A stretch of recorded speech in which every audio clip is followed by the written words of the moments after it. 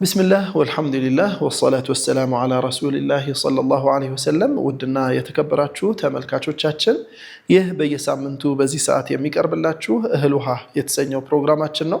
ፕሮግራሙን ሚንበር መልቲሚዲያ ያቀርበዋል።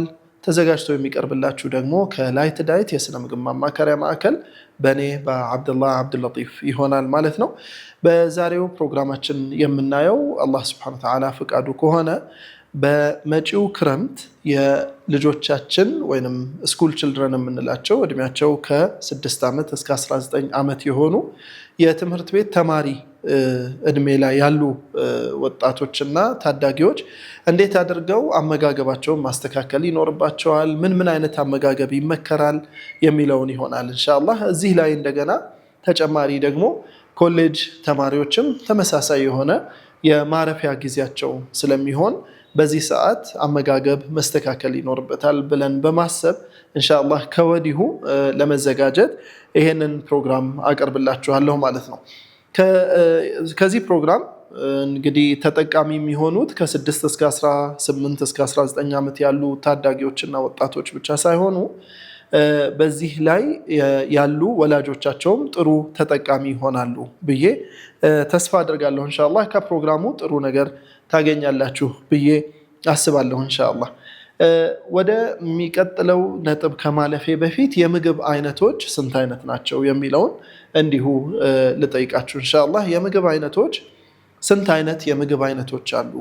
አላህ Subhanahu Wa Ta'ala ብዙ አይነት ምግቦች ሰጥቶናል። ስለዚህ ሳይንስ ይሄንን አሁን ያሉትን ምግቦች በስንት ይከፍለዋል? ጥያቄያችሁን መልሶቻችሁን ኢንሻአላህ አዘጋጁ። ለማንኛውም በአሁን ሰዓት ያሉ ምግቦች አላህ Subhanahu Wa Ta'ala ብዙ አይነት ምግቦች ሰጥቶናል። እነዛ በሙሉ የሚከፈሉት በስድስት ነው። የመጀመሪያው ካርቦሃይድሬት፣ ሁለተኛ ፕሮቲን፣ ሶስተኛ ፋት፣ አራተኛ ሚነራል፣ አምስተኛ ቫይታሚንስ፣ ስድስተኛና የመጨረሻው ወተር ነው ማለት ነው፣ ውሃ። ስለዚህ እነዚህን ብላችሁ ከመለሳችሁ ያው ጥሩ ትክክለኛ መልስ መልሳችኋል ኢንሻአላህ። እነዚህ ስድስት ምግቦች የሚያስፈልጉበት ቦታና ሁኔታ አለ። ስድስቱ ምግቦች ስላሉ መጠንም አላቸው። የምንፈልግበት መጠን ካርቦሃይድሬት የምንፈልገው ለምሳሌ ኃይልና ሙቀት ሰጪ ስለሚባል ጉልበት እንዲሰጠን ሙቀት እንዲሰጠን በተለይ ክረምት ላይ ሊያስፈልገን የሚችለው እሱ ይሆናል ማለት ነው ኢንሻአላህ። ከዛ በተጨማሪ ግን ካርቦሃይድሬት በበዛ ቁጥር በተለይ ወጣቶችና ታዳጊዎች ላይ እንዲሁም ከ12 ዓመት በታች ያሉ ልጆች ላይ ካርቦሃይድሬት ከበዛ ካርቦሃይድሬት የምንላቸው ምንጮቻቸው ቴምር፣ ማር ተፈጥሯዊ የሆኑት እነዚህ ናቸው። ቴምር፣ ማር፣ ስንዴ፣ ገብስ፣ አጃ እነዚህ ተፈጥሯዊ የሆነ ካርቦሃይድሬት ያላቸው ምግቦች ይባላሉ። በቆሎ እነዚህ ተፈጥሯዊ ናቸው። ተፈጥሯዊ ያልሆኑ ደግሞ አርቲፊሻል የሆኑ የሚሰሩ ነገሮች ለምሳሌ ከረሜላ፣ ቸኮሌት፣ ስኳር ራሱ ሻይ ላይ አንዳንድ ሰዎች ብዙ ሰዎች የሚጨምሩት ስኳርም እዛ ውስጥ የሚካተት ይሆናል አርቲፊሻል የምንለው ማለት ነው። እነዚህ የተፈጥሮም ይሁኑ አርቲፊሻል ጣፋጭ የምንላቸው ነገሮች በበዙ ቁጥር የሰውነት ክብደትን ይጨምራሉ። በተለይ ምንም አይነት እንቅስቃሴ የማናደርግ ከሆነ ማለት ነው። ስለዚህ ምግቦቻችን 6 አይነት የሆኑትን ምግቦች አከፋፍለን መጠቀም ይኖርብናል ማለት ነው። ጥሩ ጉልበት እንድናገኝ፣ ኃይልና ሙቀት እንድናገኝ፣ ሰውነታችን እንዲገነባ። ፕሮቲን ዋናው ስራው ሰውነት እንዲገነባ ነው ማለት ነው። ካርቦሃይድሬት አሁን እንዳነሳ ነው። ፋት ልክ እንደዛ ፊውል አፕ ለማድረግ ሰውነታችንን ኃይል ለመስጠት ያገለግለናል። ቅቤ፣ ዘይት፣ የኑግ፣ የሰሊጥ፣ የአቮካዶ ዘይት፣ የሌሎችም የሱፍ ዘይቶች እነዚህ የሰውነታችንን ጉልበት እንዲሰጡን የሚያደርጉ ናቸው ማለት ነው።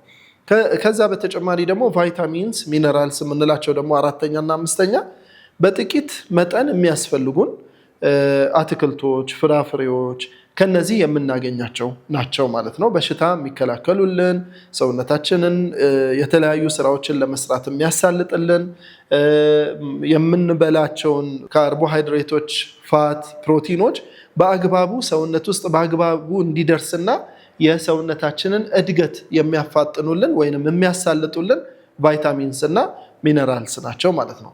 ሌላው የመጨረሻው ውሃ ነው። ስድስተኛ ያልነው ውሃ ነው። ውሃ በተለያየ መልክ ልናገኝ እንችላለን።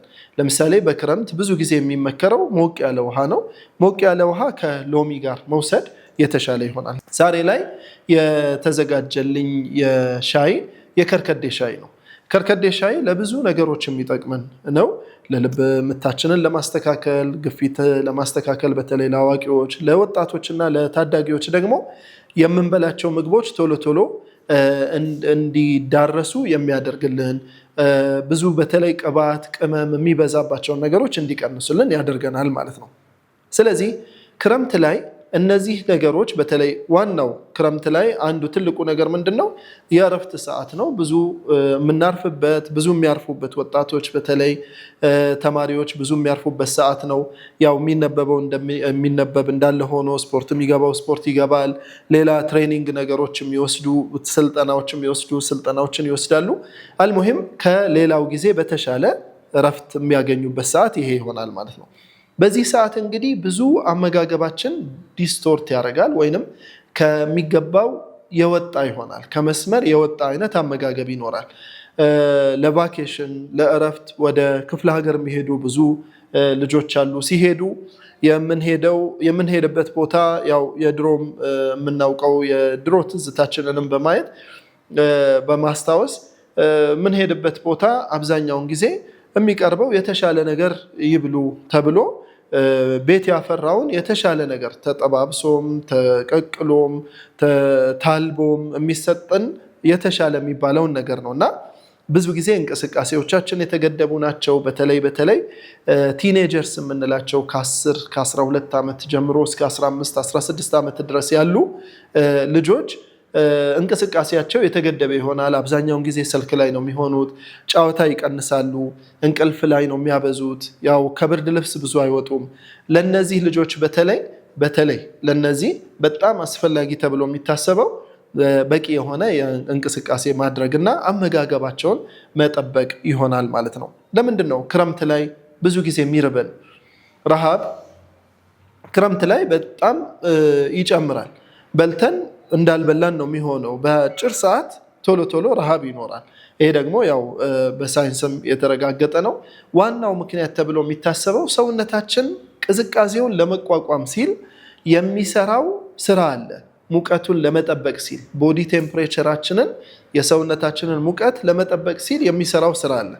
ያ ስራን ሲሰራ ብዙ ኃይል የሚወስደው ከምንበላው ምግብ ስለሆነ ማለት ነው።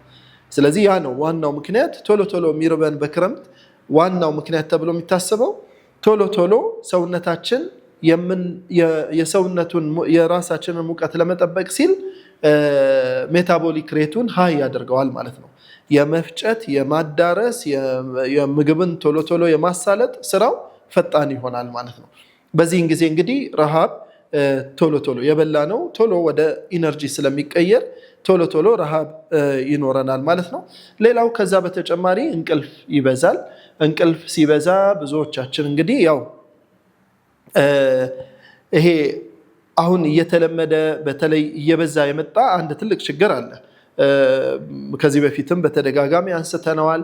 በተለይ የግል ትምህርት ቤቶች ላይ እየበዛ የመጣ የኦቤሲቲ ወይንም ደግሞ ካለመጠን ውፍረት፣ የልጆች ያለመጠን ውፍረት በጣም እየጨመረ መጥቷል። የመጨመሩ ዋናው ምክንያት ተብሎ የሚታሰበው ከቤት እስከ ትምህርት ቤት የሚሄዱት በትራንስፖርት ነው። በመኪናም ይሁን በሌላ በታክሲም ይሁን በኪራይም ይሁን ከቤት እስከ ትምህርት ቤት በእንቅስቃሴያቸው የተገደበ ሆኖ ማለት ነው። እንግዲህ የዛሬ 20 ዓመት ምናምን አካባቢ የነበሩ አብዛኛዎቹ ወይንም የገጠር ተማሪዎች ክፍለ ሀገር ላይ ያሉ ተማሪዎች ያውቁታል። የክፍለ ሀገሩም አብዛኛውን ባለው የትራንስፖርት አማራጭ ከቤት እስከ ትምህርት ቤት የሚሄደው ባለው አማራጭ ነው ማለት ነው። ይሄንን ማስተካከል ተገቢ ይሆናል። በዚህ ምክንያት ክብደት እየጨመረ መጥቷል። ያለመጠን ውፍረት አንዱ ምክንያት የእንቅስቃሴ መገደብ ማለት ነው። ከ6 ኪሎ ሜትር 8 ኪሎ ሜትር ጠዋት ከሱብሒ በኋላ ተነስተው 2 ሰዓት ትምህርት ቤት ለመድረስ ወንዝን አቋርጠው ተራራ ወጥተው የሚካሄድበት ትምህርት ቤቶች ነበሩ በፊት። አሁን በየቦታው በየአቅራቢያችን ትምህርት ቤቶች ተከፍተዋል። ገጠርም ላይ እንደዛው በጣም ቅርብ የሆኑ ተማሪዎች ልጆች ሳይቸገሩ እንዲማሩ በማሰብ ይሄ ተደርጓልና የዛ ችግር ምን አይነት ነገሮች እያመጣ ነው? ስታግናንት ላይፍ ስታይል እያመጣ ነው። አንድ ቦታ ቁጭ ማለት፣ ብዙ እንቅስቃሴ መገደብ። ስለዚህ እነዚህን ማስተካከል ተገቢ ይሆናል። ስለዚህ በዚህ ዕድሜ ያሉ ወጣቶች እና ታዳጊዎች ምግባቸውን ማስተካከል ብቻ ሳይሆን ክብደታቸው እንዳይጨምር፣ ኦቤሲቲ እና ኦቨርዌይት እንዳይመጣ የአካል ብቃት እንቅስቃሴ ማድረግ ይጠበቅባቸዋል ማለት ነው። በተለይ አሁን ቀደምም እንዳነሳ ነው የግል ትምህርት ቤቶች ላይ ያሉ ተማሪዎች ከዚህ በፊት የነበረው ቁጥር በጣም እያሻቀበ መጥቷል። ከ100 ተማሪ 6 እስከ 7 ተማሪ ከመጠን በላይ ወፍራም ነው ይባላል። ክብደቱ ከፍተኛ የሆነ ከዛሬ 4 ዓመት 3 ዓመት በፊት የነበረ ዳታ ነው ይሄ። በአሁኑ ሰዓት ደግሞ እየጨመረ መምጣቱ የማይቀር ነው በየቦታው የምናየው ስለሆነ። ስለዚህ አንደኛው የእንቅስቃሴ ማነስ፣ ሁለተኛው የአመጋገባቸው የተዘበራረቀ መሆን፣ ጤናማ አመጋገብ አለመኖሩ ሰውነታቸው እንዲጨምር ምክንያት አድርጓል ማለት ነው።